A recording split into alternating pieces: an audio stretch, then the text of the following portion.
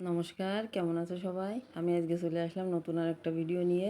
আজকে ভাবছি 3 মিনিটের ভিডিও তৈরি করব। একটা আমের জুস তৈরি করছি। আমের জুসটা বাচ্চাদের জন্য, যেসব বাচ্চারা বাচ্চা কান বড়রাও খেতে পারবে, যেসব বাচ্চারা ফল পছন্দ করে না তাদের জন্য যদি এরকম করে একটা রেসিপি বানাই দেওয়া যায়, তা বাচ্চারা এবার চটপটাই খেয়ে নেবে না। কয়টা আম, গাছ পাকা আম একদম। আমগুলো নিলাম, নিয়ে ভালো করে ধুইয়ে পরিষ্কার করে নিচ্ছি, নিয়ে একটু পিস পিস করে কেটে নিচ্ছি। কাটিয়ে নিয়ে এবার দেখো বাচ্চারা তোমাদের কী খেল দেখায় আজকে। আম খাচ্ছ কি জাম খাচ্ছ টেরও পাবা না, এরম কায়দা করে রেসিপি আজকে বানাই দেবো আমের। রান্না বান্না না, আজকে এই হাতে তৈরি করবো এই জিনিসটা, তৈরি করে তাকে আজকে খাই দেবো। সাথে আবার একখান সবেদা দিয়ে দিচ্ছি, পাকা মিষ্টি সেইরাম স্বাদের একখান সবেদা।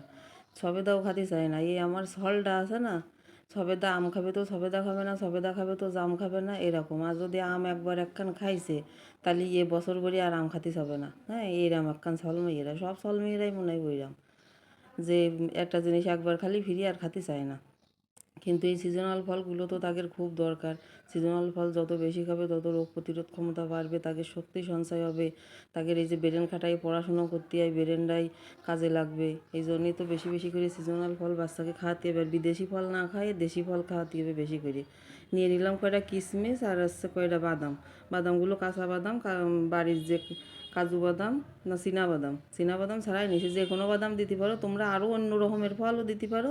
তা আমি আর দিলাম না। এবার ব্লেন্ডারে একটুখানি দুধ দিয়ে ওই বাদাম আর কিশমিশগুলো ভালো করে ব্লেন্ড করে নিচ্ছি। এবারই তো খেলা জমবে। এবার দিয়ে দিছি ওর মধ্যে একটা আম, তারপরে দিয়ে দিছি আছে কলা, তারপরে আছে আরে মনেও পড়ে না, মাথা খারাপ হয়ে যাচ্ছে একদম। সবেদা, আরও তোমরা যদি অন্য ফল দিতে চাও তা দিতে পারো। দিয়ে এবার একটুখানি দুধ দিয়ে, দুধটা কিন্তু গরম ঠরম না, রুম টেম্পারেচারে দুধ, গরম ছিল গরমটা ঠান্ডা করা দুধ দিয়ে ভালো করে ব্যালেন্ড করে নিয়ে এবার সাজাই গুছাইয়ে যদি একখান গিলাসে ঢাইলে দেওয়া হয় তাহলে ও বাজারেতে কিনে নিয়ে আসা ম্যাঙ্গো জুস খাবে, এই কইয়ে দিয়ে দেবো তার হাতে।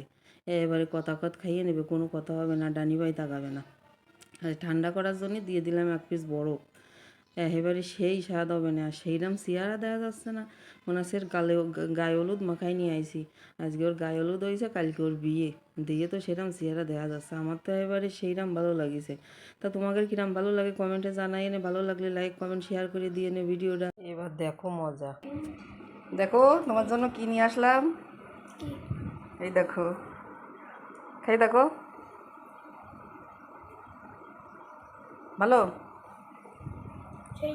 কি বলো দিনি?